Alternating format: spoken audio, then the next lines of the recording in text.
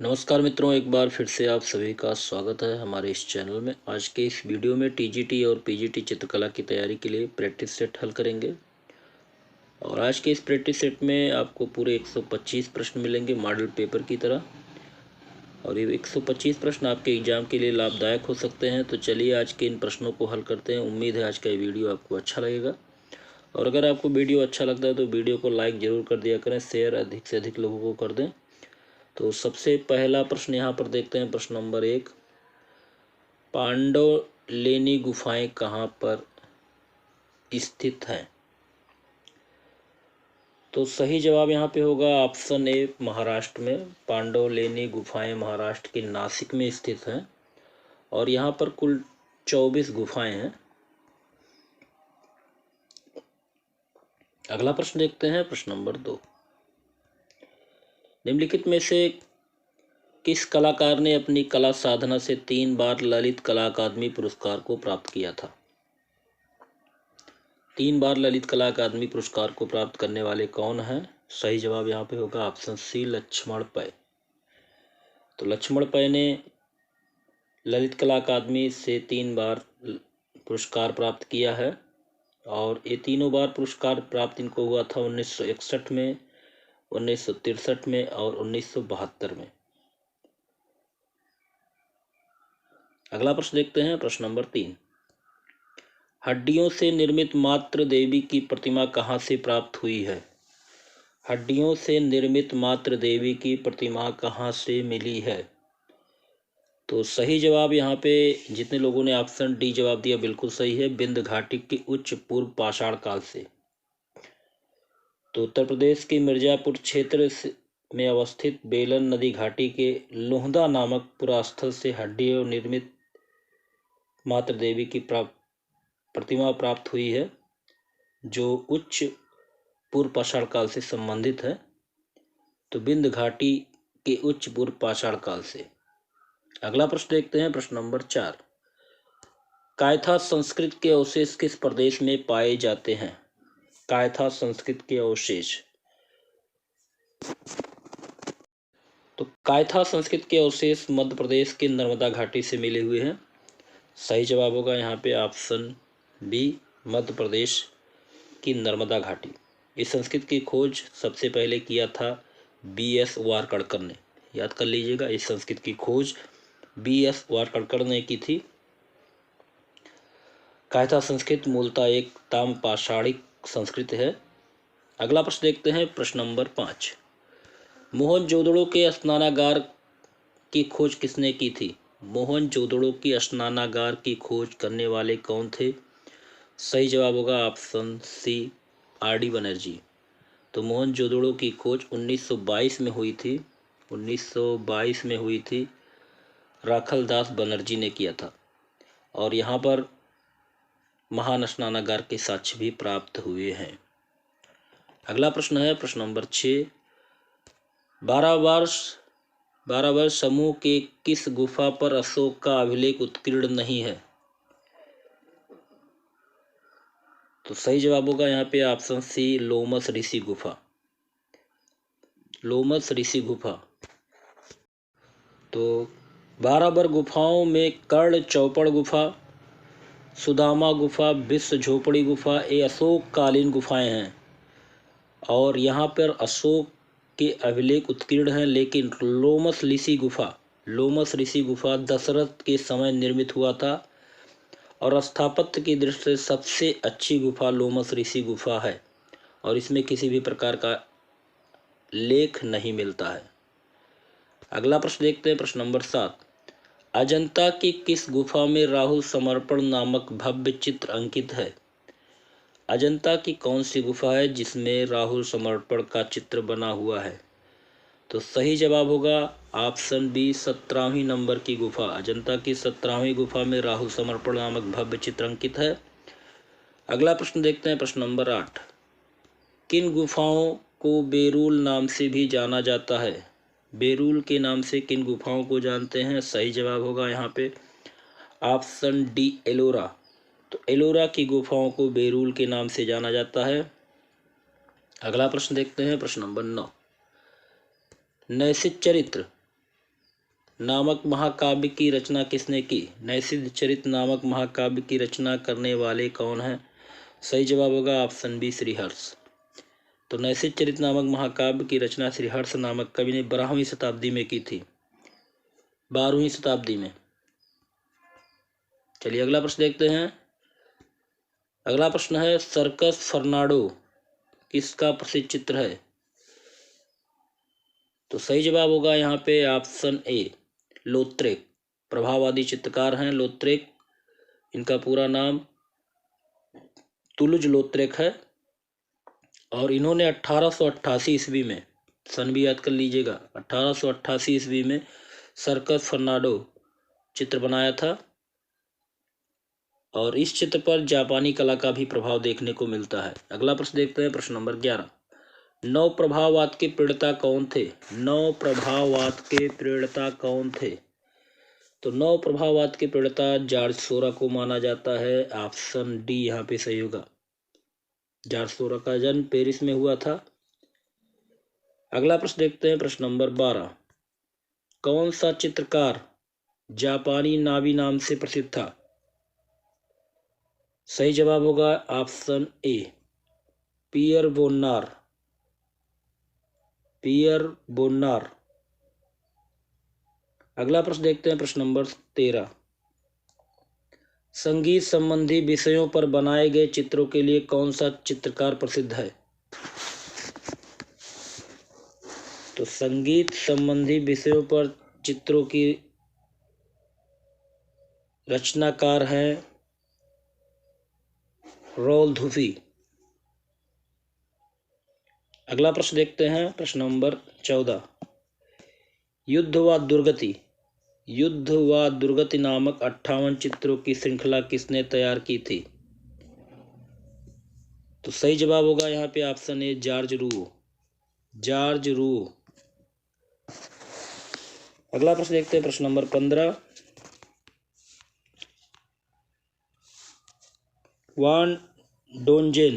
वान डोंजेन किस कला आंदोलन से संबंधित हैं?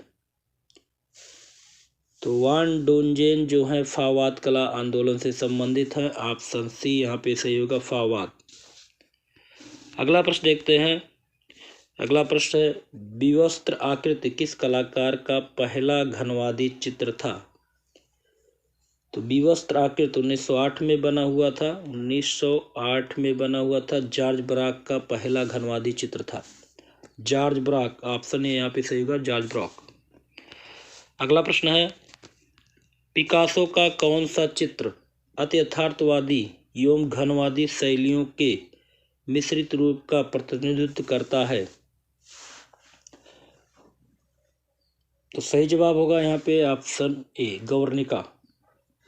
तो पिकासो की अति यथार्थवादी एवं घनवादी शैलियों का भावपूर्ण उत्कीर्ण उनके द्वारा बनाया गया चित्र गवर्निका है, जो कि 1937 में बनाया गया था। 1937 में। अगला प्रश्न है, ईसा का ब्रसेल्स में प्रवेश किसका विख्यात चित्र है? तो ईसा का ब्रसेल्स में प्रवेश जेम्स एंसोर का विख्यात चित्र है। ऑप्शन बी यहाँ पे सही होगा, जेम्स एंसोर। अगला प्रश्न है, प्रश्न नंबर 19। 1909 में ज्यूरिख में कितने नव कलाकार मंडल की स्थापना की? तो 1909 में म्यूनिख में नव कलाकार मंडल की स्थापना किसने की थी? सही जवाब यहाँ पे होगा ऑप्शन डी कांडिस्की ने। 1909 में कांडिस्की ने म्यूनिख में एक नव कलाकार मंडल की स्थापना की थी। अगला प्रश्न देखते हैं, प्रश्न नंबर 20। सितारों की ओर चित्र किसका है? सितारों की ओर चित्र है पाल क्ले का। ऑप्शन ए यहाँ पे सही होगा, पाल क्ले। और इनका एक प्रसिद्ध चित्र है कुल्हाड़ी से कटा हुआ शीर्ष। कुल्हाड़ी से कटा हुआ शीर्ष भी पाल क्ले का प्रसिद्ध चित्र है। अगला प्रश्न देखते हैं, प्रश्न नंबर 21। यदि हम अदृश्य का साक्षात करना चाहते हैं तो हमको दृश्य की अंतिम गहराई तक पहुंचना होगा। यह कथन किसका है? तो तो सही जवाब होगा ऑप्शन बी, बेकमैन का। यह कथन किसका है? बेकमैन का है। मॉक्स बेकमैन इनका पूरा नाम है और इन्होंने कहा है, यदि हम अदृश्य का साक्षात्कार करना चाहते हैं तो हमको दृश्य की अंतिम गहराई तक पहुंचना होगा। अगला प्रश्न देखते हैं, प्रश्न नंबर 22। किस कलाकार के चित्रों के विषय मुख्य रूप से मध्ययुगीन गिरजाघरों व सागर किनारों के दृश्य थे? तो सही जवाब यहाँ पे होगा ऑप्शन बी, लियोनेल फाइनिंगर। अगला प्रश्न देखते हैं, प्रश्न नंबर 23। इटली की आधुनिक कला का आरंभ कहाँ पर हुआ था? तो इटली की आधुनिक कला का आरंभ भविष्यवाद से हुआ है और इसके प्रणेता फिलिप्पो मोरिनेती थे। तो सही जवाब होगा ऑप्शन सी, भविष्यवाद। अगला प्रश्न देखते हैं, प्रश्न नंबर 24। भविष्यवादी ध्वनि कला का घोषणा पत्र किसने प्रकाशित किया था? तो सही जवाब होगा ऑप्शन ए, लुइजी रुसेलो। लुइजी रुसेलो चित्रकार व संगीतकार दोनों थे और इन्होंने भविष्यवादी ध्वनि कला का घोषणा पत्र प्रकाशित किया था और इनका एक प्रसिद्ध चित्र संगीत है। इनका प्रसिद्ध चित्र क्या है? संगीत। अगला प्रश्न देखते हैं, प्रश्न नंबर 25। किस कलाकार ने यंत्र सम आकृति को चित्रित करके उसे कॉफी की चक्की का शीर्षक किया? तो सही जवाब होगा ऑप्शन ए, मार्शल धूषा। अगला प्रश्न देखते हैं, दृष्ट सात्यत नामक चित्र किस कलाकार की असाधारण शक्ति का प्रचायक है? तो सही जवाब होगा ऑप्शन सी, सलाडोर डाली। तो सलाडोर डाली का दृष्ट सात्य नामक चित्र उनकी असाधारण कल्पना शक्ति का प्रचायक माना जाता है और इनकी प्रसिद्ध चित्र हैं लचीली घड़ियां। अगला प्रश्न है, जोता हुआ खेत नामक चित्र का सृजन किसने किया था? सही जवाब होगा ऑप्शन सी, हेनरी होन मीरो। जोता हुआ खेत जो चित्र बना हुआ है होन मीरो का है और इन्होंने 1923 में इसको बनाया था, 1923 में। अगला प्रश्न देखते हैं, प्रश्न नंबर 28। आनंदोत्सव की रात किस चित्रकार का पहला महत्वपूर्ण चित्र था?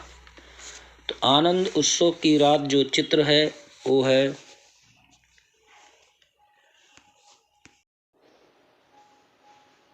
ऑप्शन ए, आनरी रूसो का। आगे देखते हैं, प्रश्न नंबर 29। निम्नलिखित में से किस कलाकार ने चीन व जापान में रहकर बौद्ध कला का अध्ययन किया? सही जवाब होगा यहाँ पे ऑप्शन सी, मार्क टोबी। तो मार्क टोबी कलाकार जो थे वो चीन व जापान में रहकर बौद्ध कला का अध्ययन किए थे। अगला प्रश्न देखते हैं, प्रश्न नंबर 30। नव यथार्थवाद का घोषणा पत्र कहाँ प्रकाशित हुआ था? नव यथार्थवाद का घोषणा पत्र कहाँ पर प्रकाशित हुआ था? सही जवाब होगा मिलान में। तो मिलान में नव यथार्थवाद का घोषणा पत्र प्रकाशित हुआ था। अगला प्रश्न देखते हैं, प्रश्न नंबर 31। 1930 में किस कलाकार के चित्रों की प्रदर्शनी पेरिस के गैलेरी पिगाल में आयोजित हुई थी? तो 1930 में रविन्द्रनाथ टैगोर के चित्रों की प्रदर्शनी पेरिस के गैलेरी पिगाल में आयोजित हुई थी। सही जवाब होगा ऑप्शन सी, रविन्द्रनाथ टैगोर। आगे देखते हैं, प्रश्न नंबर 32। सर्वोच्चवाद के प्रणेता कौन है? तो सही जवाब होगा ऑप्शन ए, काशिमीर मालेविच। तो सर्वोच्चवाद का उदय हुआ था 1913 में मॉस्को में और इसके प्रणेता माने जाते हैं काशिमीर मालेविच। अगला प्रश्न देखते हैं, प्रश्न नंबर 33। युवा कला नामक पत्रिका का प्रकाशन किस महान कलाकार ने किया? तो सही जवाब होगा ऑप्शन बी, पिकासो। तो 1901 में पाब्लो पिकासो ने युवा कला नामक पत्रिका का प्रकाशन किया था। 1901 में युवा कला नामक पत्रिका का प्रकाशन पिकासो ने किया था। अगला प्रश्न देखते हैं, प्रश्न नंबर 34। बेटसा की गुफाएं कहाँ पर स्थित है? तो बेटसा की गुफाएं जो हैं वो महाराष्ट्र में स्थित हैं। ऑप्शन ए यहाँ सही होगा। ये गुफाएं मुंबई पूना रेल मार्ग पर बड़गांव स्टेशन से 6 मील दूर स्थित है। अगला प्रश्न देखते हैं, प्रश्न नंबर 35। नेत्रीय कला आप आर्ट का प्रारंभ किसने किया? तो नेत्रीय कला आप आर्ट नामक आधुनिक कला का प्रारंभ करने वाले थे विक्टर वासरेली। 1940 के बाद विक्टर वासरेली ने किया था नेत्रीय कला या आप आर्ट। और यह बात जो है दृष्टि भ्रम पर आधारित है। अगला प्रश्न देखते हैं, प्रश्न नंबर 36। निम्न में से किस पुस्तक में केवल भारतीय वास्तुकला का उल्लेख मिलता है? तो सही जवाब होगा ऑप्शन सी, विश्वकर्मिया शिल्प।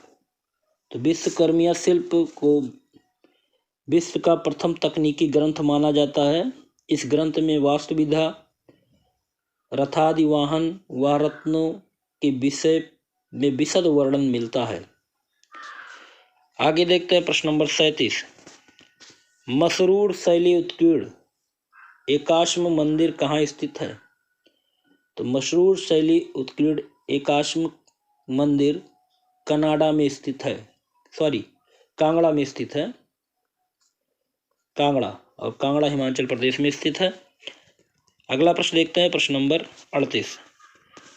अवनींद्रनाथ टैगोर की कलाकृति आउल एंड वर्ड किस माध्यम में निर्मित है?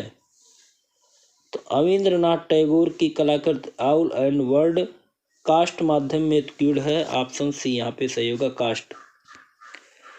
अगला प्रश्न देखते हैं, प्रश्न नंबर 39। ओस्कार कोकोस्का आधुनिक यूरोपियन चित्रकारी के किस आंदोलन के प्रतिनिधित्व करते थे? सही जवाब होगा ऑप्शन बी, अभ्यंजनावाद। अगला प्रश्न देखते हैं, प्रश्न नंबर 40। निम्नलिखित में से कौन इटली के पुनर्जागरण से संबंधित नहीं है? तो इटली के पुनर्जागरण से संबंधित नहीं है जियोवानी पिसानो। इटली के महान मूर्तिकार, चित्रकार और वास्तुशिल्पी थे, और ये इटली के पुनर्जागरण से संबंधित नहीं है। अगला प्रश्न देखते हैं, प्रश्न नंबर 41। जयदेव कृत गीत गोविंद, केशवकृत रसिक प्रिया और मतिराम कृत रसराज किस शैली के चित्रों के आधार स्रोत हैं? तो सही जवाब होगा यहाँ पे ऑप्शन ए, मारवाड़ शैली। जय देवकृत गीत गोविंद, केशवकृत रसिक प्रिया और मतिराम कृत रसराज मारवाड़ शैली के चित्रों के आधार स्रोत हैं। अगला प्रश्न देखते हैं, प्रश्न नंबर 42।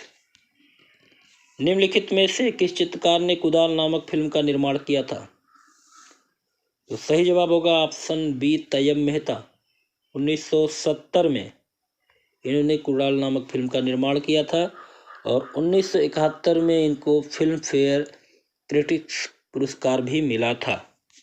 अगला प्रश्न देखते हैं, प्रश्न नंबर 43। वर्ष 2020 में राष्ट्रीय आधुनिक कला संग्रहालय के किस प्रसिद्ध चित्रकार को उनकी 172वीं जयंती पर एक वर्चुअल टूर के माध्यम से श्रद्धांजलि दी गई थी? सही जवाब होगा ऑप्शन ए, राजा रवि वर्मा। अगला प्रश्न है, प्रश्न नंबर 44। पिथोरा चित्रकला किस जनजाति से संबंधित है? तो पिथोरा चित्रकला भील जनजाति से संबंधित है। ऑप्शन बी यहाँ पे सही होगा।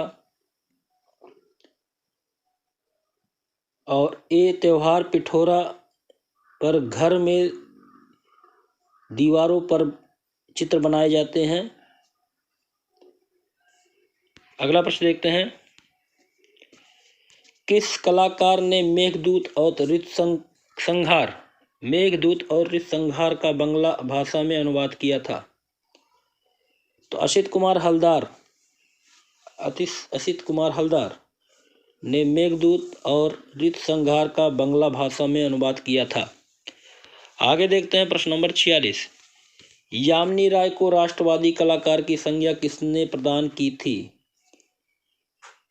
तो यामिनी राय को राष्ट्रवादी कलाकार की संज्ञा देने वाले थे महात्मा गांधी। ऑप्शन सी यहाँ पे सही होगा, महात्मा गांधी। अगला प्रश्न देखते हैं, प्रश्न नंबर 47। अमृता शेरगिल का भारत आगमन किस वर्ष हुआ था? अमृता शेरगिल का भारत में आगमन 1921 में हुआ था। ऑप्शन डी यहाँ पे सही होगा। और 1929 ईस्वी तक वह शिमला में रही हैं और इसको अपनी कर्मभूमि बनाया है, शिमला को। आगे देखते हैं प्रश्न नंबर 48। इनर आई नामक वृत्त चित्र किस कलाकार के जीवन पर आधारित है? तो सही जवाब होगा ऑप्शन बी, विनोद बिहारी मुखर्जी। अगला प्रश्न देखते हैं, प्रश्न नंबर 49। किस कलाकार ने लाइफ ऑफ आर्ट नामक शोध पत्र प्रकाशित किया? तो लाइफ ऑफ आर्ट नामक शोध पत्र प्रकाशित करने वाले हैं के हैबर। इनका पूरा नाम कांटिगेरी कृष्ण हैबर है। अगला प्रश्न देखते हैं, प्रश्न नंबर 50। प्रणय नामक शीर्षक से किसने चित्रों को ज्यामितिक रूपकारों में चित्रित किया? सही जवाब होगा ऑप्शन ए, एफ सूजा ने।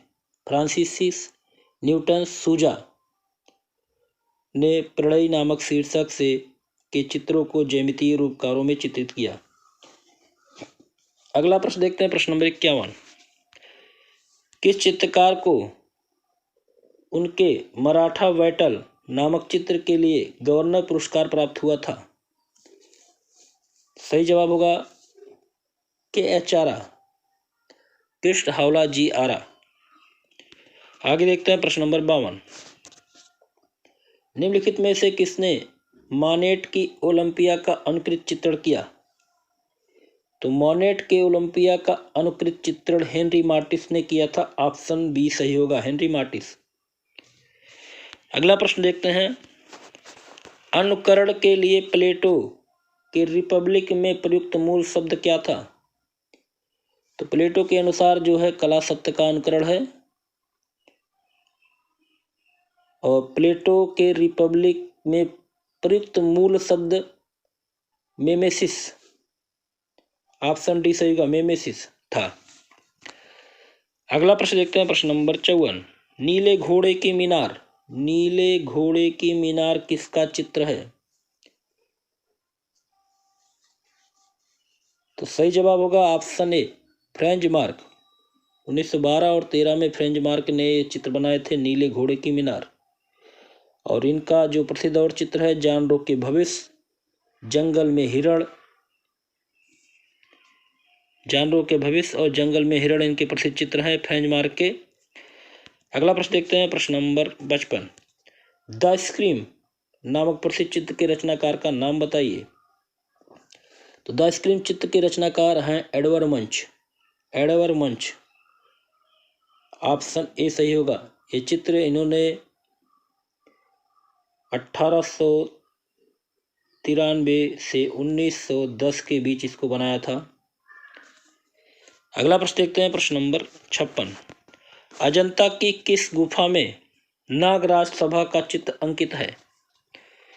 अजंता की किस गुफा में नागराज सभा का चित्र अंकित है? सही जवाब यहाँ पे होगा ऑप्शन बी, गुफा संख्या 1।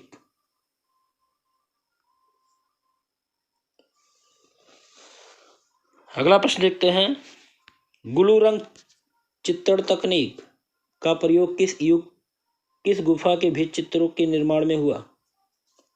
ग्लू रंग चित्रण तकनीक का प्रयोग किस गुफा के भित्ति चित्रों के निर्माण में हुआ था? सही जवाब होगा ऑप्शन सी, बाघ। आगे देखते हैं प्रश्न नंबर 58।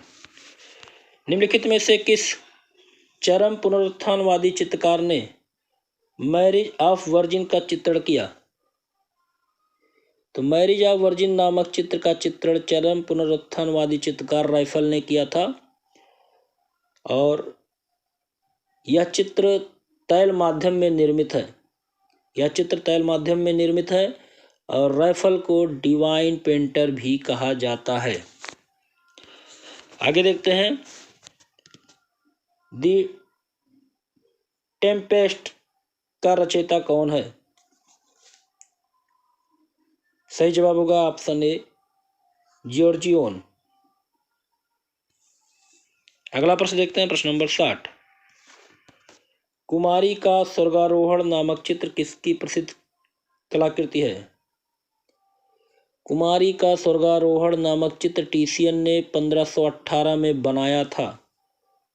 सही जवाब होगा ऑप्शन सी, टीसियन। अगला प्रश्न है, जैकोपो, बेलिनी, सैंड्रो-वेस्टिचिल्ली इत्यादि किससे संबंधित है?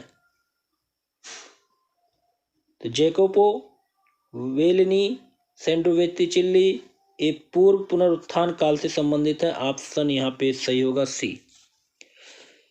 आगे देखते हैं प्रश्न नंबर 62। निम्नलिखित में से कौन सा रासायनिक पदार्थ फोटोसेंसिटिव नहीं है? सही जवाब होगा यहाँ पे ऑप्शन सी, कार्बोरेंडम। अगला प्रश्न देखते हैं, त्रियामी आभायुक्त चित्र होता है? तो जितने लोगों ने ऑप्शन ए जवाब दिया बिल्कुल सही है, इम्पेस्टो। इम्पेस्टो पेंटिंग एक प्रकार का है जो कैनवास पर मोटे तौर पर उपयोग किया जाता है। इसके कारण चित्र त्रियामी आभायुक्त दिखाई देता है। अगला प्रश्न देखते हैं, प्रश्न नंबर 64। ईरानी चित्रों में किस प्रकार के रंगों का प्रयोग किया जाता था? तो ईरानी चित्रों में प्रायः सपाट रंग लगाए जाते थे। ऑप्शन बी सही होगा, सपाट रंग। अगला प्रश्न देखते हैं, तारपीन के तेल का प्रयोग ऑयल पेंटिंग में किस लिए किया जाता है? तो सही जवाब होगा ऑप्शन सी, रंग को पतला करने के लिए। तारपीन का तेल का प्रयोग ऑयल पेंटिंग में रंग को पतला करने के लिए किया जाता है। अगला प्रश्न देखते हैं, प्रश्न नंबर 66। भारतीय चित्रकला का रंग विधान किसका है? तो भारतीय चित्रकला का रंग विधान वर्णिका भंग का भाग है। ऑप्शन डी सही होगा, वर्णिका भंग। आगे देखते हैं प्रश्न नंबर 67। द डार्क चैम्बर सिद्धांत का प्रतिपादन किसने किया था? तो सही जवाब होगा ऑप्शन ए, अरस्तु।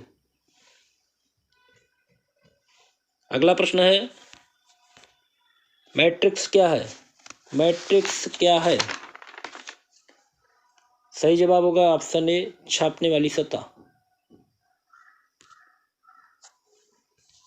अगला प्रश्न देखते हैं, प्रश्न नंबर 69। इंडो-आर्य कौन सी भाषा बोलते थे? सही जवाब होगा ऑप्शन बी, संस्कृत। आगे देखते हैं प्रश्न नंबर 70। लिंगराज मंदिर किन मतावलंबियों से संबंधित है? लिंगराज मंदिर किन मतावलंबियों से संबंधित है? तो शैव और वैष्णव, लिंगराज मंदिर जो है शैव वैष्णव मतावलंबियों से संबंधित है।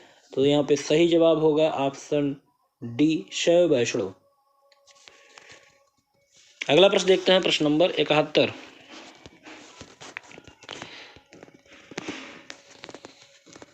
चेरियल स्क्रॉल पेंटिंग, चेरियल चित्रकला किस राज्य से संबंधित है? तो चेरियल स्क्रॉल पेंटिंग कपड़े पर चित्रकारी करके तैयार की जाती है और ये तेलंगाना से संबंधित है। ऑप्शन ए यहाँ पे सही होगा, तेलंगाना। अगला प्रश्न देखते हैं, प्रश्न नंबर 72। वर्ष 2020 का ज्ञानपीठ पुरस्कार किसे प्रदान किया गया? सही जवाब होगा ऑप्शन सी, अकितम अच्युतन निमुदरी।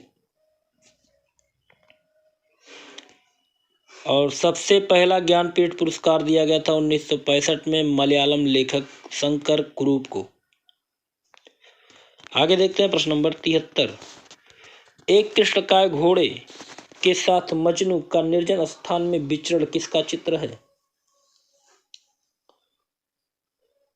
तो ये बसावन ने बनाया था। ऑप्शन ए सही होगा, बसावन ने एक कृष्णकाय घोड़े के साथ मजनू का निर्जन स्थान पर विचरण करते हुए चित्र को बनाया था। अगला प्रश्न देखते हैं, प्रश्न नंबर 74। होनहार नामक हिंदू चित्रकार किसकी चित्रशाला का विशिष्ट चित्रकार था? तो होनहार नामक हिंदू चित्रकार जो था शाहजहां के शासनकाल का चित्रकार था। और शाहजहां के शासनकाल में कुछ हिंदू चित्रकार थे, उनका नाम है गोवर्धन, बालचंद, अनूप, विचित्र और चिंतारमण। अगला प्रश्न देखते हैं, प्रश्न नंबर 75। वकायत-ए-बाबरी की अकबरकालीन प्रति में कितने हिंदू चित्रकारों का उल्लेख हुआ है? तो वकायत-ए-बाबरी अकबरकालीन एक प्रति है जिसमें 19 उच्च कोटि के हिंदू चित्रकारों का वर्णन किया गया है। ऑप्शन ए सही होगा, 19। अगला प्रश्न है, प्रमुख ईरानी ग्रंथ शाहनामा का चित्रण किसके काल में किया गया था? तो प्रमुख ईरानी ग्रंथ शाहनामा का चित्रण अकबर के काल में किया गया था। जिन्होंने ऑप्शन सी जवाब दिया, बिल्कुल सही, अकबर। और इसमें ईरान राजाओं का चित्रण किया गया है। अगला प्रश्न देखते हैं, उस मुगल चित्रकार की पहचान कीजिए जो चित्रकार के साथ साथ सुलिपकार भी था। सही जवाब होगा ऑप्शन बी, अब्दुल समद। ख्वाजा अब्दुल समद सिराजी एक श्रेष्ठ चित्रकार के साथ साथ सुलिपकार भी थे। और ख्वाजा अब्दुल समद को सीरी कलम कहा जाता था। याद कर लीजिएगा, सीरी कलम। आगे देखते हैं, प्रश्न नंबर 78। महात्मा गांधी कला वीथिका कहाँ स्थित है? महात्मा गांधी कला वीथिका कहाँ पर स्थित है? सही जवाब होगा ऑप्शन डी, प्रयागराज। अगला प्रश्न देखते हैं, मोनोक्रोम क्या है? मोनोक्रोम क्या है? तो मोनोक्रोम एक ही रंग की विभिन्नतान को कहा जाता है। सही जवाब ऑप्शन ए होगा, एक ही रंग के विभिन्नतान को मोनोक्रोम कहा जाता है। अगला प्रश्न देखते हैं, प्रश्न नंबर 80। फोटोग्राफी प्लेट के ऊपर किस रासायनिक पदार्थ का प्रयोग किया जाता है? तो जितने लोगों ने ऑप्शन डी जवाब दिया बिल्कुल सही है, सिल्वर हैलाइड। तो रासायनिक पदार्थ सिल्वर हैलाइड का प्रयोग फोटोग्राफी प्लेट के ऊपर किया जाता है। अगला प्रश्न देखते हैं, प्रश्न नंबर 81। गुदई महाराज, गुदई महाराज कौन है? तो तबला वादक हैं गुदई महाराज। जाकिर हुसैन, लतीफ़ खां, किशन महाराज, अल्लाह रखा, ये सब तबला वादक हैं। अगला प्रश्न देखते हैं, two men in Banaras, two man in Banaras नामक समलैंगिकता को दर्शाने वाले चित्रकार के रचनाकार का नाम बताइए। सही जवाब होगा ऑप्शन बी, भूपेन खक्कर। तो भूपेन खक्कर की painting two man in Banaras समलैंगिकता को दर्शाने वाली पेंटिंग है। और इस पेंटिंग में अपनी यौन भावनाओं का खुलकर इन्होंने प्रदर्शन किया है। और ये पेंटिंग 1982 में बनी थी, 1982 में बनी थी। भूपेन खक्कर ने इसको बनाया था। अगला प्रश्न देखते हैं, प्रश्न नंबर 83। स्पिरिचुअल इन आर्ट के लेखक कौन है? तो रूसी चित्रकार और कला समीक्षक कैंडिस्की। ऑप्शन बी सही होगा, स्पिरिचुअल इन आर्ट के लेखक कैंडिस्की हैं। अगला प्रश्न देखते हैं, नेशनल इंस्टीट्यूट ऑफ डिजाइन की स्थापना किस वर्ष हुई थी? नेशनल इंस्टीट्यूट ऑफ डिजाइन की स्थापना किस वर्ष हुई थी? सही जवाब होगा ऑप्शन सी 1961। तो नेशनल इंस्टीट्यूट ऑफ डिजाइन की स्थापना 1961 में हुई थी और यह गुजरात के अहमदाबाद में स्थित है। अगला प्रश्न है, एशियाई कला की अवधारणा के जनक कौन थे? एशियाई कला की अवधारणा के जनक किसको कहा जाता है? सही जवाब होगा ऑप्शन डी कुकुजो ओकाकुरा। अगला प्रश्न देखते हैं, सौंदर्य प्रकृति और सौंदर्य की प्रशंसा से संबंधित सिद्धांतों का एक समूह कहा जाता है। सही जवाब होगा यहाँ पे ऑप्शन डी सौंदर्य शास्त्र को। आगे देखते हैं, अगला प्रश्न है, चोल मंडलम ग्राम से संबंधित है। तो चोल मंडलम ग्राम तमिलनाडु में स्थित है। 1966 में इसकी स्थापना केसी पणिक्कर ने मद्रास में की थी। सही जवाब होगा ऑप्शन बी KCS पणिक्कर।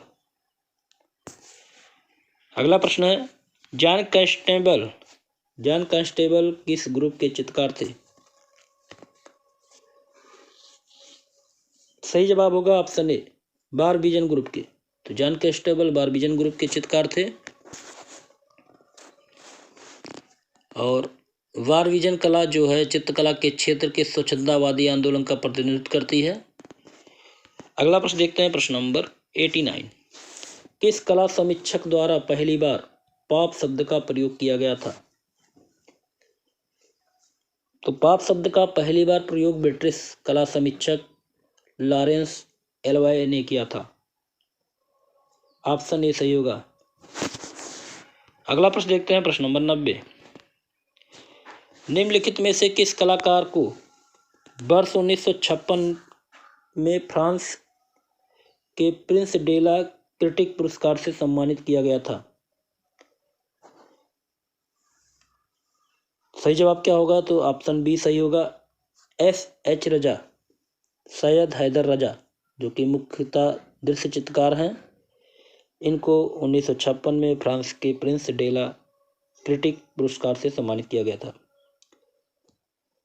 अगला प्रश्न देखते हैं, प्रश्न नंबर 91। किस कलाकार ने जॉर्ज राउलो की कला से प्रेरित होकर गोथिक पद्धति पर क्राइस्ट और बाइबिल के कथा आख्यानों पर आधारित चित्रों का निर्माण किया था? तो सही जवाब यहाँ पे होगा FN सूजा। अगला प्रश्न है, किस कलाकार ने मैरिज ए ला मोड नामक श्रृंखला चित्रित की? सही जवाब होगा ऑप्शन डी विलियम होगार्थ। विलियम होगार्थ ने मैरिज ए ला मोड श्रृंखला के चित्रों को चित्रित किया था। अगला प्रश्न देखते हैं, प्रश्न नंबर 93। पेरिस का निर्णय द जजमेंट एट पेरिस किसकी पेंटिंग है? तो पेरिस का निर्णय रूबेंस की पेंटिंग है। सही जवाब होगा option A Peter Paul Rubens, Germany के चित्रकार हैं। अगला प्रश्न देखते हैं, प्रश्न नंबर 94। वर्ष 1910 में उम्बेर्टो रूसलो तथा फिलिप्पो टोमासो मेरिनेट्टी के साथ भविष्यवादी चित्रकला का घोषणा पत्र किसने हस्ताक्षर किए थे?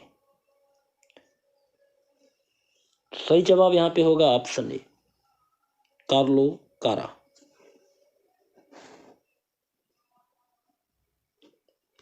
अगला प्रश्न है, द परसिस्टेंट ऑफ मेमोरी चित्र किसकी रचना है?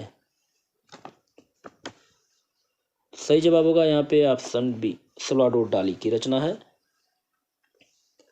अगला प्रश्न है 96 नंबर। किस कलाकार के रेखा चित्रों को देखकर बाल्जाक ने कहा था इस चित्रकार के भीतर माइकल एंजेलो छिपकर बैठा है। तो बाल्जाक ने किस कलाकार के रेखा चित्रों को देखकर ये कथन कहे थे? सही जवाब यहाँ पे होगा ऑप्शन ए, दाउमियर। तो दाउमियर के चित्रों को देखकर बाल्जाक ने कहा था, इस चित्रकार के भीतर माइकल एंजेलो छिपकर बैठा है। अगला प्रश्न है, किस चित्रकार को द पेंटर ऑफ लाइट के नाम से जाना जाता है? तो पेंटर ऑफ लाइट के नाम से जानते हैं टर्नर को। ऑप्शन बी यहाँ पे सही होगा, टर्नर को। टर्नर जो है स्वच्छतावादी ब्रिटिश भूचित्रकार थे। अगला प्रश्न देखते हैं, प्रश्न नंबर 98। रचयिता का आद्य रूप किसका प्रसिद्ध चित्र है? तो रचयिता का आद्य रूप विलियम ब्लेक का एक प्रसिद्ध चित्र है। सही जवाब होगा ऑप्शन ए, विलियम ब्लेक। आगे देखते हैं प्रश्न नंबर 99। मेडुसा का बेड़ा किस वाद का प्रथम चित्र माना जाता है? तो मेडुसा का बेड़ा रोमांसवाद का प्रथम चित्र माना जाता है। सही जवाब होगा ऑप्शन बी, रोमांसवाद।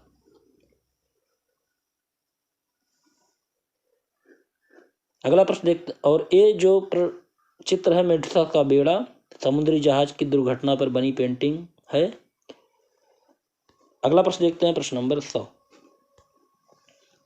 मुगल काल में वह कौन सी पहली इमारत है जो पूर्णतः संगमरमर से बनी है? तो मुगल काल की पहली इमारत इत्माउद्दौला का मकबरा है, जो पूर्णतः संगमरमर से बनी है। और ये मकबरा 1622 से 28 के मध्य नूरजहां ने अपने पिता की मृत्यु के बाद बनवाया था। अगला प्रश्न देखते हैं, मुगल स्मारक के किस भाग में मेहराब पाए जाते हैं? सही जवाब होगा ऑप्शन डी, किले के चारों ओर की दीवार। अगला प्रश्न देखते हैं, प्रश्न नंबर 102। किस मंदिर का गर्भगृह अष्टपद योजना में निर्मित है? सही जवाब होगा यहाँ पे ऑप्शन बी, होयसलेश्वर मंदिर।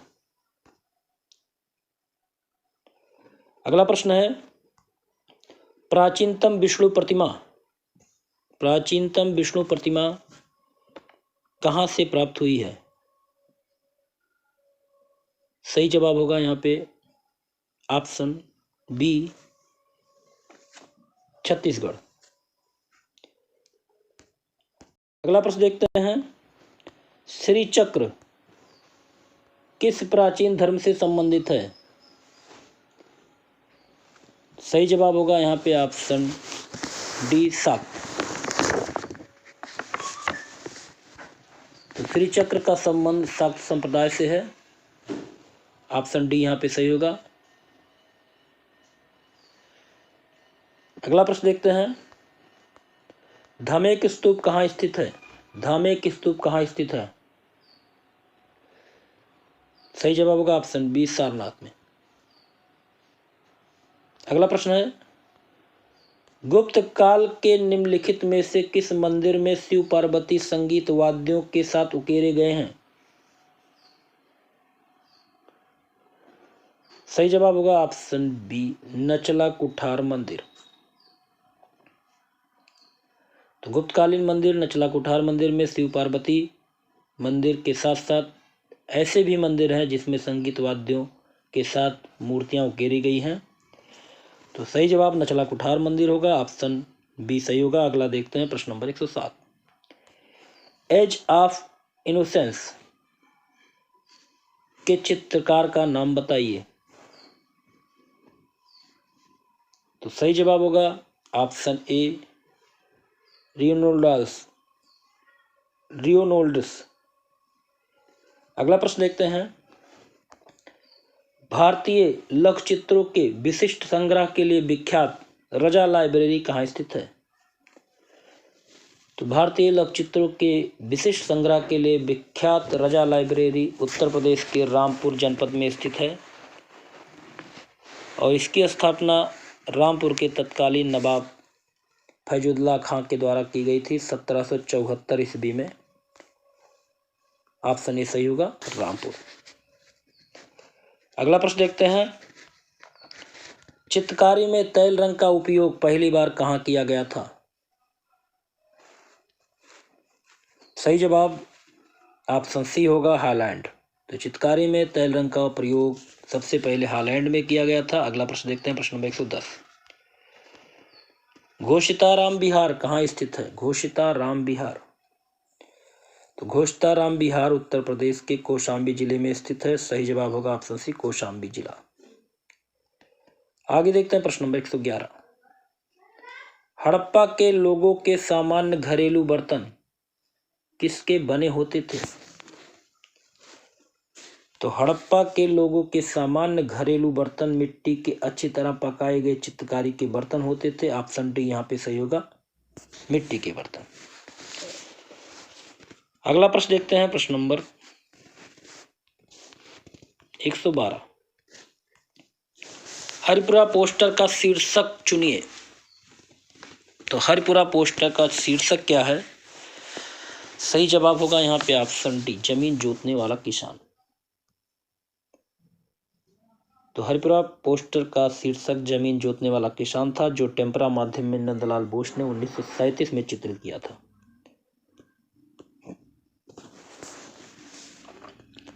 अगला प्रश्न देखते हैं, प्रश्न नंबर 113, बीसी सान्याल कौन थे? तो बीसी सान्याल एक प्रसिद्ध चित्रकार थे। ऑप्शन ए सही होगा, प्रसिद्ध चित्रकार। अगला प्रश्न देखते हैं, जैमिनी राय का जन्म कब हुआ था? तो जैमिनी राय का जन्म हुआ था 1887 में पश्चिम बंगाल के वाकरा जिले में, और ये अविंद्रनाथ टैगोर के प्रमुख शिष्यों में से एक थे, और इनका देहांत 1972 ईस्वी में हो गया था। अगला प्रश्न देखते हैं, प्रश्न नंबर 115, प्रख्यात मूर्तिकार चिंतामणिकर निम्नलिखित में से किस ललित कला विद्यालय के प्राचार्य थे? तो प्रख्यात मूर्तिकार चिंतामणिकर कलकत्ता कॉलेज ऑफ आर्ट के प्रधानाचार्य थे। ऑप्शन डी सही होगा, कलकत्ता कॉलेज ऑफ आर्ट्स। अगला प्रश्न देखते हैं, प्रश्न नंबर 116, पियरो डेला फ्रांसिस्का का सैन फ्रांसिस्को गिरजाघर में किया गया सबसे मशहूर कार्य the history of the true cross क्या है? सही जवाब यहाँ पे होगा ऑप्शन डी, फ्रेस्को।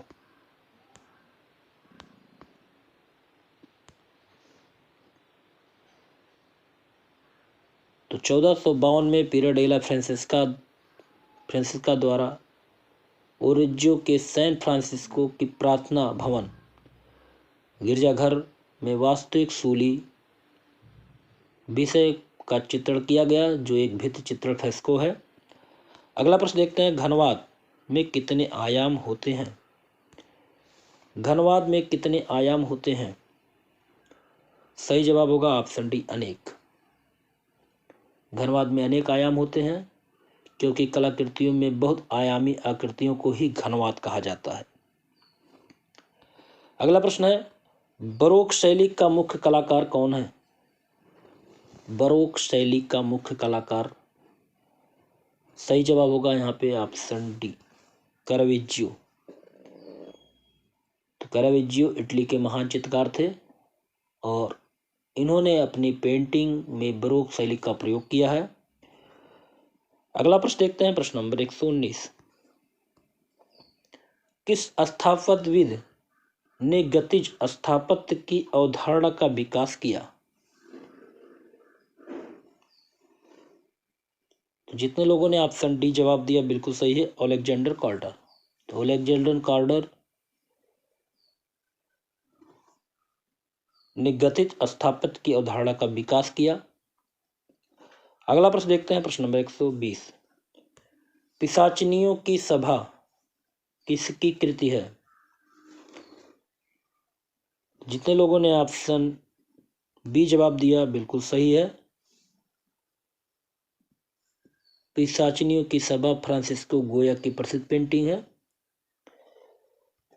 अगला प्रश्न देखते हैं, प्रश्न नंबर 121, और मित्रों, अगर वीडियो आपको अच्छा लगता हो तो वीडियो को लाइक जरूर कर दिया करें।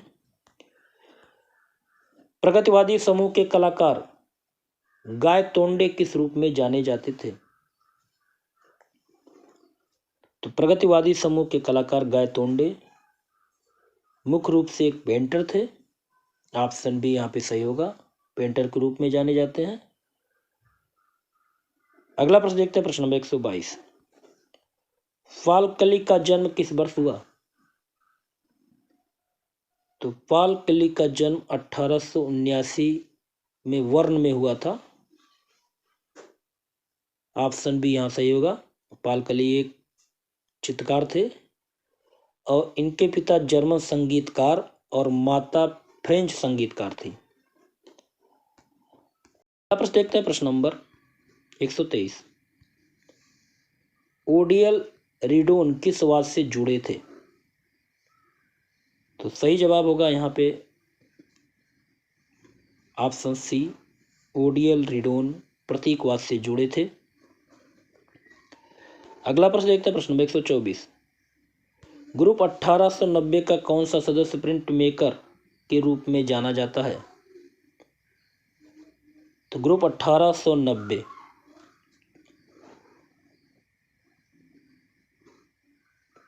के ज्योति भट्ट को प्रिंट मेकर के रूप में जानते हैं।